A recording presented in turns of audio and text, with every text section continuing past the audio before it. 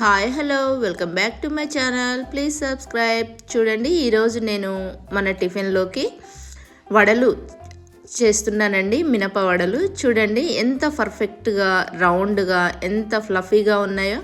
మరి మీరు కూడా అచ్చా ఇలాగే చేయాలంటే మరి నేను ఎలా చేశానో ఏంటో చూసేద్దాం రండి. ముందుగా నైట్ ఒక 2 కప్పుల మినపప్పు తీసుకొని నానబెట్టానండి వాటర్ పోసి. చూసారు కదా, ఇవి నైట్ అంతా వదిలేస్తే మార్నింగ్ అండి. చూడండి, మినప్పప్పు అయితే నానిపోయింది. ఇప్పుడు దీన్ని మళ్ళొకసారి శుభ్రంగా కడుక్కొని మిక్సీ పట్టుకుందాం. అయితే ఇక్కడ ఒక చిన్న విషయం అండి, మిక్సీ పట్టేటప్పుడు ఎప్పుడు కూడా ఒకేసారి వాటర్ అన్నీ పోసి పట్టకూడదండి. కొంచెం కొంచెంగా వాటర్ చూసుకుంటూ పోయాలి. ఎందుకంటే మినప్పప్పు మరీ లూజ్గా అయిపోతే వడలు అనేవి వేయడానికి రావు. అలానే నూనెని పీల్చేస్తాయి.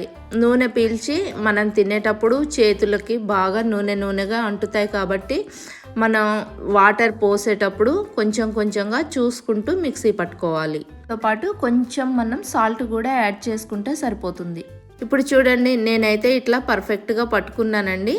ఇలా పట్టుకున్నటువంటి ఈ పిండిని అయితే నేను వేరొక బౌల్లోకి వేసుకుంటున్నాను. చూడండి, పిండి ఈ కన్సిస్టెన్సీలో ఉంటే సరిపోతుందండి. మరీ లూజ్గా ఉన్నా కానీ వడ వేయడానికి రావు.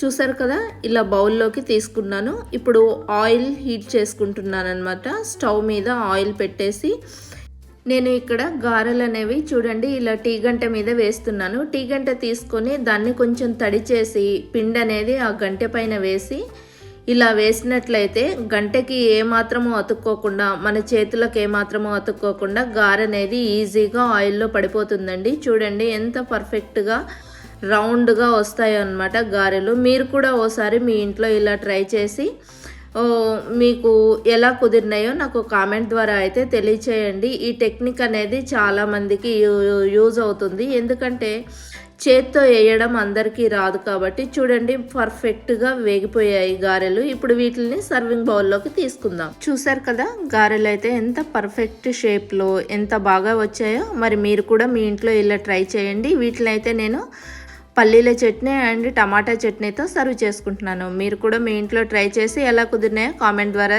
తెలియచేయండి. లైక్ చేయండి, షేర్ చేయండి, అలానే సబ్స్క్రైబ్ చేయడం మర్చిపోకండి. Thank you for watching. Bye bye.